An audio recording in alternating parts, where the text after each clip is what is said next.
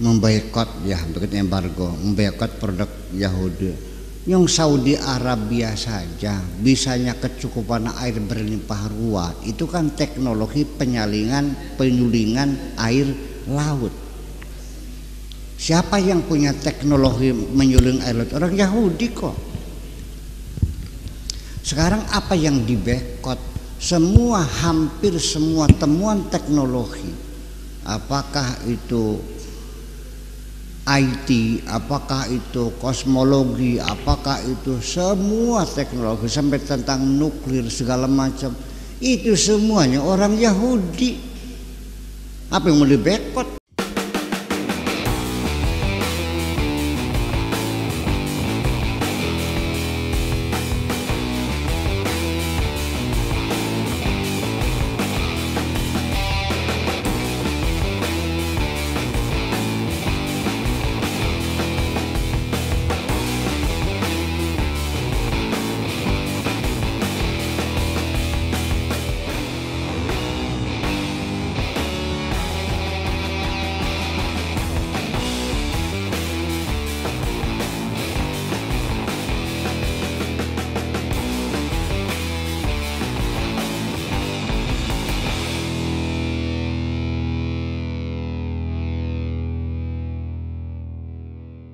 Shalom, Om Swastiastu, salam kebajikan bagi kita semua dimanapun kita berada pada saat ini. Kiranya kita semua tetap berada dalam keadaan sehat dan apapun yang merupakan aktivitas kita sepanjang hari ini, kita terus diberkati dan kembali lagi berjumpa di channel ini.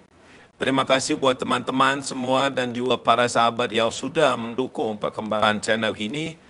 Memang setia dan kiranya kita tetap menggunakan untuk menjadi berkat bagi semua orang. Saudara-saudara sebangsa dan setanah air Indonesia. Nah, teman-teman, pada video kali ini saya akan membagikan kepada kita semua video yang bisa menjadi berkat. Video kesaksian yang sangat luar biasa. Semoga dalam video ini kita dimudahkan, kita dimenangkan, dan bisa menjadi berkat dan berdampak bagi banyak orang. Mari kita sama-sama nonton video berikut ini. Di dalam Tuhan, kita mendengar adanya aksi boykot McDonald ya di berbagai negara yang mayoritas Muslim, teman-teman. Ya, ini diserukan supaya McDonald diboykot karena McDonald Israel itu memberikan bantuan kepada atau memberikan makanan gratis berupa McD ya, produk-produk McDonald ya kepada tentara IDF Israel.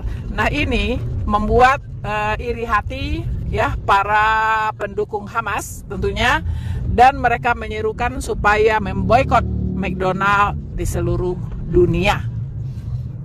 Saya rasa ini sangat tidak beralasan ya teman-teman. Apa urusannya dengan McD yang ada di negara-negara lain dengan McD yang ada di Israel? Kalau McD yang ada di Israel memberikan makanan gratis, bahkan memberikan diskon 50% untuk masyarakat Israel, dan memberikan McDonald gratis kepada tentara-tentara Israel, itu hak mereka, dan kita tahu McDonald ini adalah miliknya Amerika, dan kita tahu Amerika adalah pendukung Israel, pendukung kuat dari Israel. Jadi apa urusannya begitu, teman-teman? Saya lihat ini sangat kekanak-kanakan dan gak nyambung ya. Mengapa? Karena mereka tidak berpikir dampak kerugian yang akan dialami oleh negara yang bersangkutan yang akan memboikot McDonald. Pertama, McDonald itu adalah usaha lokal, karena McDonald itu berupa franchise ya. Nah, pemilik dari setiap franchise itu tentunya orang-orang lokal dari negara tersebut, termasuk di Indonesia ini. Kemudian yang bekerja di McDonald tersebut itu juga orang-orang lokal. Nah, kalau ada 1000 cabang McDonald di Indonesia ini, berapa itu karyawan yang harus kehilangan penghasilan? Dan berapa pengusaha McDonald ya yang punya franchise itu yang mengalami kerugian? Dan berapa pula kantor pajak ya itu menjadi minus menerima pajak dari McDonald. Aduh ya. Dan berapa banyak pula tukang parkir yang akan kehilangan penghasilan di setiap area area McDonald. Apakah tidak bisa berpikir sesimpel itu begitu ya orang-orang yang menyerukan boikot McDonald? Nah, kalau misalnya mereka yang menyerukan boikot McDonald ini berjanji akan memberikan penghasilan pengganti kepada karyawan-karyawan McDonald dan memberikan penghasilan pengganti kepada pengusaha McDonald, silahkan kalau begitu ya, silahkan saja begitu teman-teman ya. Tapi kalau hanya menyerukan boikot tapi tidak mau menanggung kerugian daripada pekerja yang bekerja di McDonald dan juga kerugian daripada pengusaha McDonald itu sama saja omong kosong begitu ya. Jadi orang yang tidak bertanggung jawab sebenarnya ya teman-teman. Jadi menggelikan sekali ya, apa urusannya McDonald di Israel memberikan makanan gratis ke IDR tentara Israel ya. Lalu McDonald seluruh dunia disuruh diboikot, apa hubungannya begitu ya? Nggak ada sama sekali hubungannya. Yang dirugikan adalah ya karyawan, pengusaha yang ada di negara yang bersangkutan gitu. Israel tidak dirugikan teman-teman, Israel tidak dirugikan ya begitu. aduh. Dan apalagi saya pernah mendengar boikot produk Israel ya kan, boikot produk Israel. Apa mereka tidak tahu kalau semua produk Israel diboikot maka dunia ini gelap gulita ya, kembali ke abad ke-7 zaman kekelaman teman-teman ya. Tidak ada lagi internet, tidak ada lagi media sosial, Google, tidak ada ya. Semuanya harus kembali ke zaman batu, semuanya. Mau nggak ya, boikot saja semua produk Israel, kalian kembali ke zaman batu. Oke lah teman-teman ya. Untuk lebih serunya kita coba melihat ya apa pendapat dari Buya Syakur tentang hal memboikot produk Israel. Karena Buya Syakur ini saya lihat adalah seorang Buya yang cukup cerdas dan berpikirnya lebih terbuka dan lebih objektif. Semoga menajamkan besi ya. Jadi Buya ya memang tugasnya adalah untuk mencerdaskan kaumnya ya. Oke teman-teman, kita lihat bersama-sama wejangan dari Buya Syakur tentang memboikot produk Israel. Selamat menyaksikan.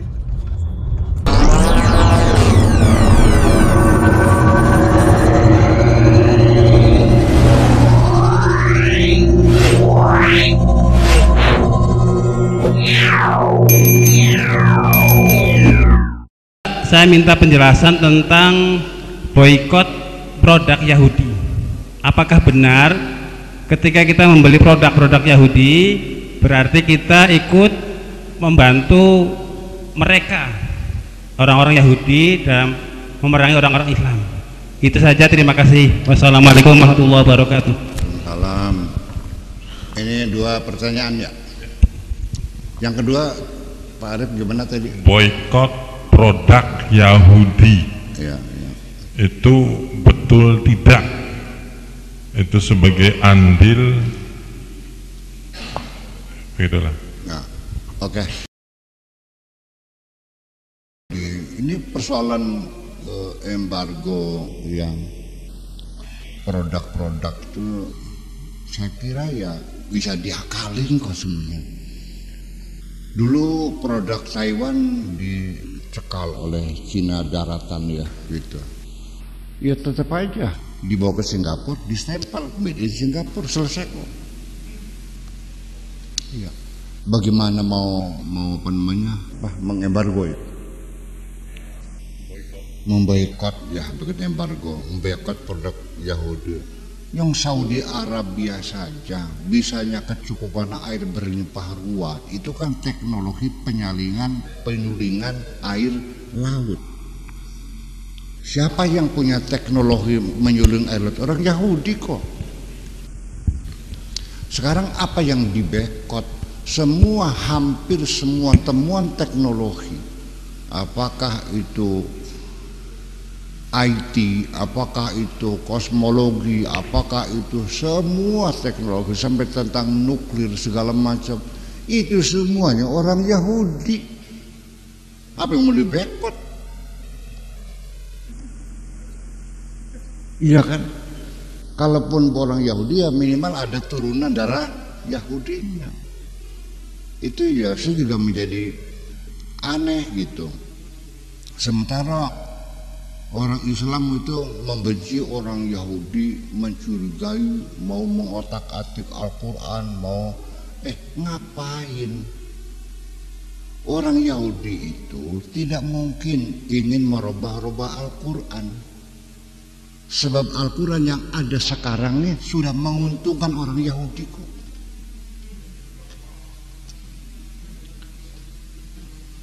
Al-Quran yang menjelaskan bahwa Palestina itu tanah airnya orang Yahudi. Nabi Musa berapa tahun di situ tuh? 40 tahun. Itu sudah sah menjadi tanah air. Australia saja, kalau Anda tinggal di Australia 5 tahun tidak keluar, itu punya haknya warga negara. Makanya TKI TKW di Australia itu kalau sudah 4 tahun atau kurang 5 tahun harus keluar dulu, nanti masuk lagi pakai visa baru lagi supaya jangan sampai punya hak untuk jadi warga negara. Nah, sedangkan orang Yahudi di Palestina 40 tahun, ya kan?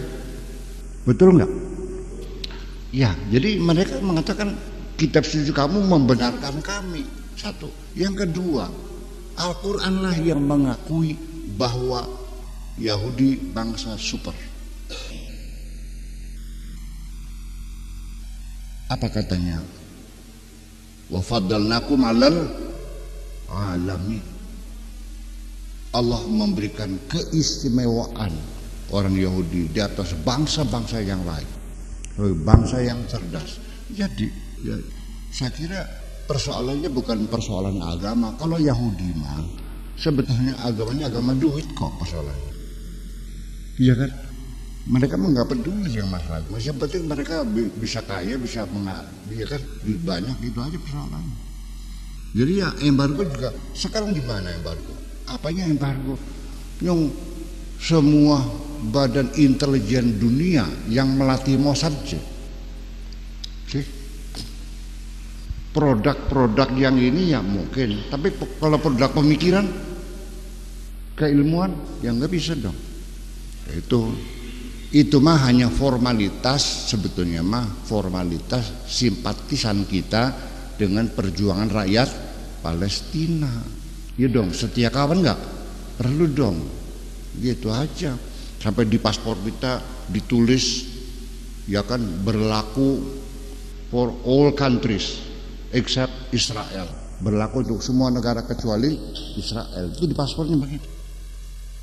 Ya, tapi tetap aja hubungan antar negara mah berjalan mulus-mulus saja kok, nggak ada masalah.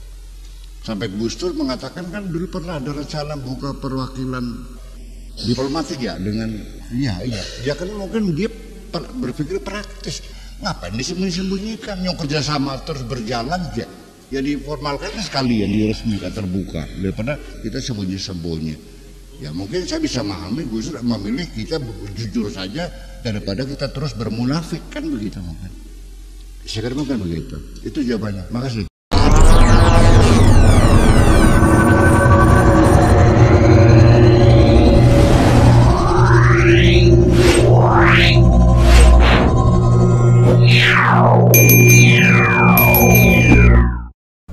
Ya, betul teman-teman. Apa yang dikatakan Buya Sakur itu benar adanya ya. Dan memang aneh, kebanyakan dari orang-orang Indonesia ini begitu bencinya dengan Israel ya, tetapi getol memakai produknya Israel begitu. Itu setiap hari menggenggam HP, menggoogling sesuatu, itu menggunakan produknya Israel. Siapa yang penemu Google, teman-teman? Itu orang Israel. Penemuan-penemuan teknologi itu ditemukan oleh ilmuwan-ilmuwan Israel. Lalu mengapa begitu membenci bangsa Israel? Aneh kan? Kalau memang mau konsisten membenci bangsa Israel, lepaskan semua produk Israel. Begitu, ciptakan sendiri, ya, ciptakan perangkat teknologi sendiri, itu baru hebat, ya kan? Nah, apalagi itu penemuan-penemuan Israel seperti teknologi pertanian, diam-diam pergi ke Israel belajar teknologi pertanian begitu. Tapi membenci Israel, kan lucu gitu ya, lucu gitu. Nah, nggak ada lah yang mengalahkan kemajuan dari teknologi pertaniannya Israel. Sekarang Indonesia sedang khawatir dengan gagal panen, ya, masa kekeringan, ya kan? Nah, ayo ke sana ke Israel, belajar bagaimana mengubah tanah yang tandus menjadi tanah subur, ya. Bagaimana caranya daerah yang kekeringan menjadi daerah yang berkecukupan air. Itu belajarnya ke Israel, teman-teman. Ya, banyak, saya tahu sih, banyak orang-orang Indonesia itu diam-diam belajar teknologi ke Israel. Ya, itulah yang dimaksud oleh Buya Syakur ini bermunafik ria. Ya, mendingan bukalah hubungan dengan Israel supaya kita ini bisa maju, ya, bisa banyak belajar dari Israel. Ngapain bersahabat, ya, dengan negara yang nggak bisa memberikan apa-apa kepada negara kita gitu. Tidak ada bisa memberikan sumbangsi apapun pada kemajuan negara ini. Orang mengatakan kalau mau pintar, berkawanlah dengan orang pintar, ya. Kalau mau kaya, berkawanlah dengan orang kaya. Mengapa? Karena akan tahu bagaimana cara menjadi kaya, akan tahu bagaimana caranya menjadi pintar begitu. Kalau kita berkawannya dengan orang bodoh, lama-lama ikut bodoh. Nah, teman-teman ya. Nah, sekian dulu video singkat kali ini. Semoga ini bisa mencerahkan kita semua. Dan janganlah, ya, pelihara yang namanya kemunafikan. Nah, teman-teman, pada video kali ini saya akan membagikan kepada kita semua video yang bisa menjadi berkat. Video kesaksian yang sangat luar biasa. Semoga dalam video ini kita dimudahkan, kita dimenangkan, dan bisa menjadi berkat dan berdampak bagi banyak orang.